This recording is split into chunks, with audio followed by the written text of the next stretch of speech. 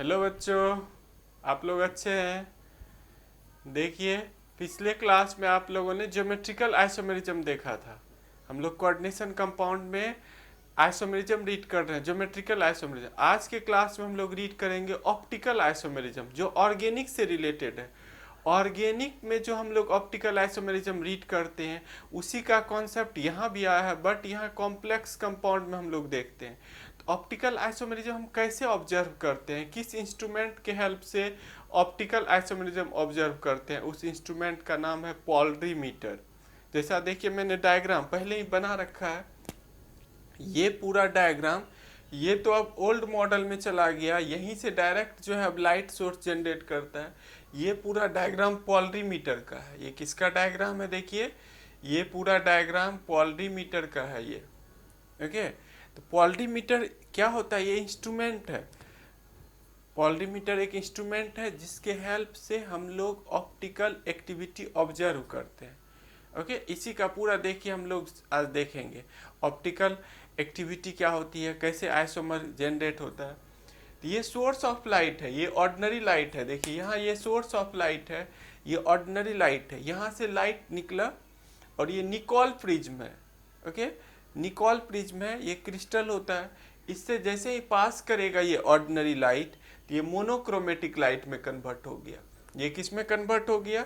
यहाँ पर ये जो जा रहा है ये वाला, ये मोनोक्रोमेटिक लाइट है। मोनोक्रोमेटिक लाइट है। ओके, हम लिख देंगे नीचे में एम एल किसको रिप्रेजेंट कर रहा है। ये मोनोक्रोमेटिक लाइट या प्लेन पोलराइज्ड लाइट है। एम एल किसको रिप्रेजेंट कर रहा है? एम एल बता रहा है आपको, एम एल बता रहा है मोनोक्रोमेटिक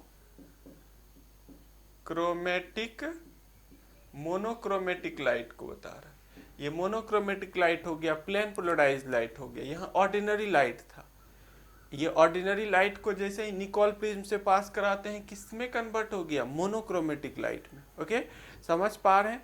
ऑर्डिनरी लाइट किसको बोलते हैं? Those light which oscillate in all possible direction. जैसे बल्ब वगैरह का जो लाइट होता है ऑर्डिनरी लाइट है, वो सारे डायरेक्शन में ऑसिलेट कर सकता है। ओके, लेकिन मोनोक्रोमेटिक लाइट जो होता है वो प्लेन पोलराइज्ड लाइट होता है, वन डायरेक्शनल हो जाता है। तो ये मोनोक्रोमेटिक लाइट को देखिए, ये सॉल्यूशन है, ये पोलरीमीटर है, ट्यूब है ये। इस सॉल्यूशन में कॉम्प्लेक्स कंपाउंड का सॉल्यूशन बना रखा हूँ। इससे जैसे ही ये लाइट पास करेगा, इस लाइट को ये सॉल्यूशन क्या करेगा? रोटेट कर देगा। यदि ये ऑप्टिकली एक्टिव कंपाउंड होगा, इसमें जो हमने सॉल्यूशन बना रखा है, यदि ये ऑप्टिकली एक्टिव कंपाउंड होगा तो ये ऑर्डिनरी लाइट को रोटेट करा देगा।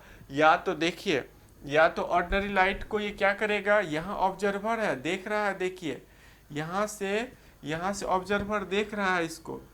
जैसे ही ये लाइट, प्लेन पोलराइज्ड लाइट यहाँ से पास करेगा, या तो इसको ये रोटेट करा देगा क्लॉकवाइज डायरेक्शन में।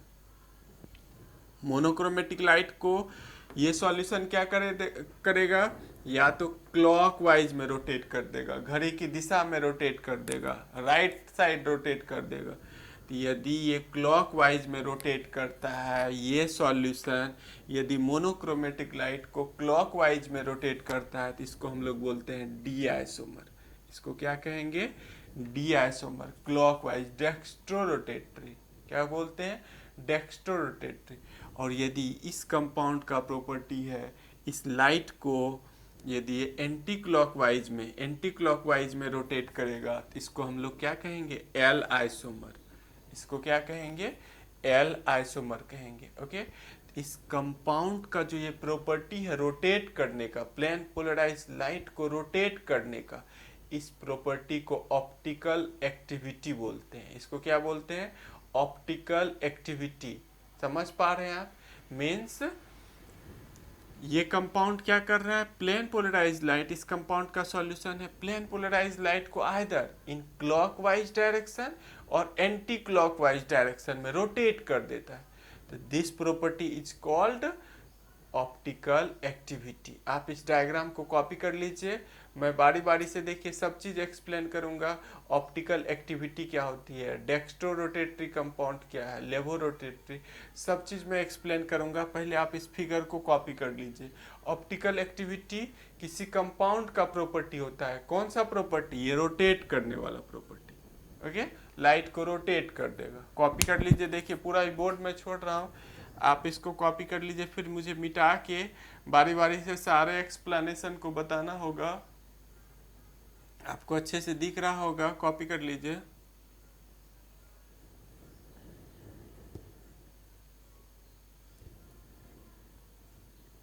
मोनोक्रोमेटिक लाइट का ही दूसरा नाम क्या है? इसी लाइट का दूसरा नाम है plane polarised. Plane polarised light, ये वन डायरेक्शनल होता है। प्लेन पोलराइज्ड लाइट क्या होता है? ये वन डायरेक्शनल होता है, वन डायरेक्शनल ऑसिलेट करेगा। ओके, कॉपी कर लिए होंगे मे भी आप। देखिए पूरा ही डायग्राम मैं छोड़ रखा हूँ, आप अच्छे से कॉपी कर लीजिए।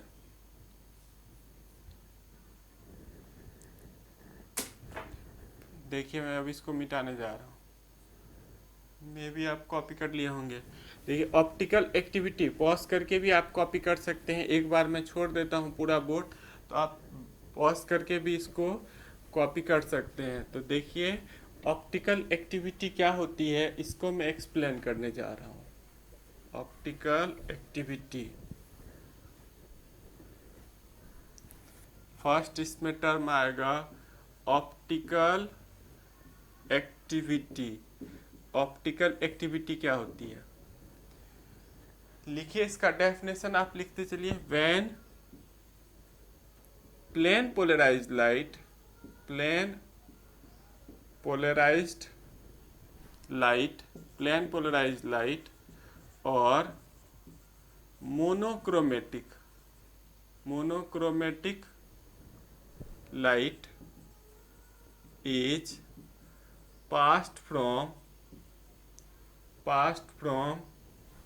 solution of complex compound, solution of complex compound. It rotate the plane polarized light, plane polarized light either in clockwise direction, either in clockwise direction, और clockwise direction को right direction ही बोल सकते हैं, और anti clockwise direction, anti clockwise direction. This property of compound, ये जो complex compound का property है, इसी को ऑप्टिकल एक्टिविटी बोलते हैं। This property of complex is called optical activity. Optical activity में भी आपने कॉपी कर लिया होगा। देखिए पूरा बोर्ड छोड़कर मैं रखता हूँ, फिर से देखिए मैं रिपीट कर रहा हूँ, आप ऐसे भी। व्हेन प्लेन पोलराइज्ड लाइट और monochromatic light is passed from solution of complex compound, it rotate the plane polarised light either in clockwise direction or anti-clockwise direction. This property is called optical activity. Optical activity समझ गए होंगे आप। Plane polarised light को अभी diagram से मैंने बताया था, या तो क्लॉकवाइज में रोटेट कर देगा या एंटी क्लॉकवाइज में रोटेट करेगा। ये जो रोटेशन की प्रॉपर्टी है कॉम्प्लेक्स कंपाउंड की, that is called optical activity, that is called optical. ये क्यों जनरेट होता है, कैसे जनरेट होता है, सब आज के क्लास में हम लोग रीड करेंगे। ओके, ऑप्टिकल एक्टिविटी कितने टाइप्स का होता है ये आगे हम लोग देखेंगे। आप कॉपी कर लिए होंगे मैं भी। देखिए नेक्स्ट कॉपी कीजिएगा तब आपको अच्छे समझ में आएगा। नेक्स्ट पार्ट है types of optical activity. Optical activity कितने टाइप्स का होता है? Types of optical activity.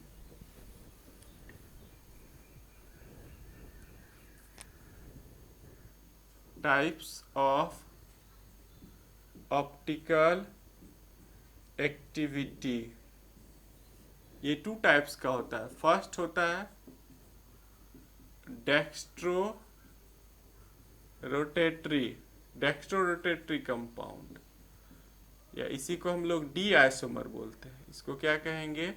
D isomer या प्लस आइसोमर भी इसको दिखाते हैं। तो डेक्स्ट्रो रोटेटरी कंपाउंड क्या होती है? Those compound which rotate the plane polarised light in clockwise direction. जो क्लॉकवाइज डायरेक्शन में रोटेट करेगा लाइट को, उसको हम लोग क्या कहेंगे? Dextrorotatory compound. Those compound which rotate the plane polarized light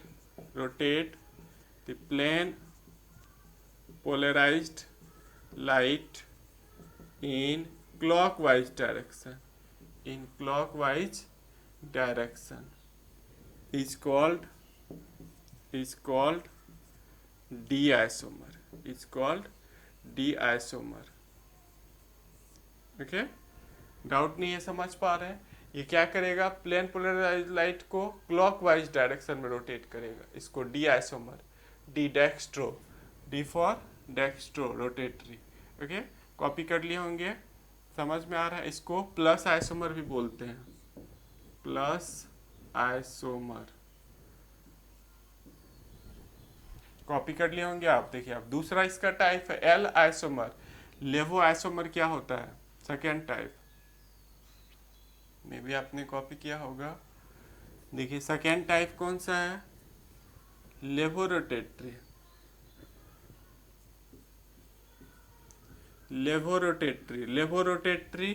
इसी को एल आइसोमर बोलते हैं। लेवोरोटेटरी को क्या कहेंगे? एल आइसोमर, या माइनस में इसको दिखाते हैं। लेवोरोटेटरी क्या करेगा? पहले वाला डेक्स्ट्रोरोटेटरी क्लॉकवाइज में रोटेट कर रहा था, ये एंटी क्लॉकवाइज में रोटेट करेगा। Those complex compound which rotate the plane polarised light in anti clockwise direction. ये किस में रोटेट करेगा? घड़ी के विपरीत दिशा में, एंटी क्लॉक, लेफ्ट डायरेक्शन में रोटेट करेगा। वो राइट डायरेक्शन में कर रहा था।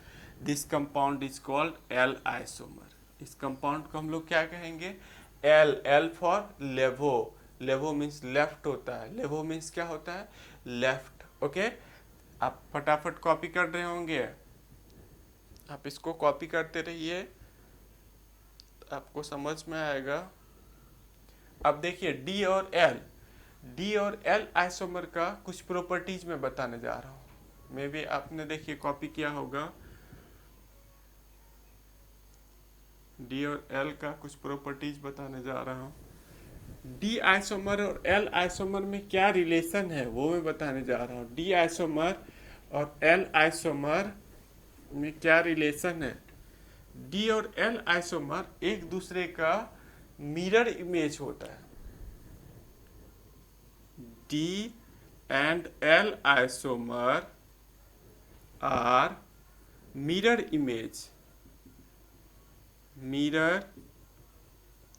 image of each other। D और एल आइसोमर क्या होता है? मिरर इमेज होता है एक दूसरे का।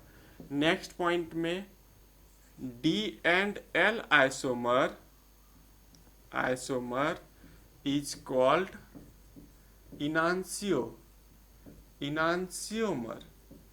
डी और एल आइसोमर को हम लोग क्या बोलेंगे? Objective question. देखिए, डी और एल आइसोमर को क्या कहेंगे? इनांसियोमर, ये टर्म दिया गया है। और जनरली देखा गया है सिस आइसोमर, जो कॉम्प्लेक्स कंपाउंड हम लोग ज्योमेट्रिकल में पढ़े हैं, सिस आइसोमर ऑप्टिकली एक्टिव होता है। Generally cis isomers are optically active. Cis isomers optically क्या होता है? एक्टिव होता है। कोई ऐसा ये नहीं, हमने देखिए एक वर्ड लगा रखा है जनरली।